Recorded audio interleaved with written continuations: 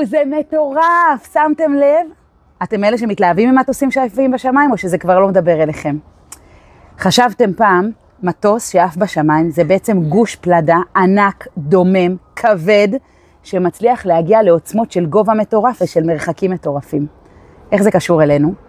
גם האדם, או יותר נכון, על אחת כמה וכמה האדם, שיש בו צלם אלוקים, שיש בו נשמה, שיש בו עוצמות רוחניות שהגיעו מעולמות גבוהים ואחרים, יכול לעוף גבוה, יכול לעוף רחוק, לא להישאר רק איפה שאני נמצא, איפה שאני כאן ועכשיו, אלא לדעת בתוכי שאני יכול להגיע הכי רחוק שאפשר והכי גבוה שאפשר. בשנה החדשה שאוטוטו נכנסת ומגיעה אלינו, ממש קחו את זה לתשומת לבכם. תנסו לחשוב לאן אתם רוצים להגיע, כמה רחוק אתם, לאיזה פסגות רוחניות אנחנו רוצים להגיע, לאן אנחנו רוצים לשאוף, ולהיזכר בגוש מתכת הדומם הזה, הכבד, הענק הזה, שמצליח לעוף כל כך רחוק. ברור שגם אנחנו יכולים. תעופו הכי רחוק שאפשר.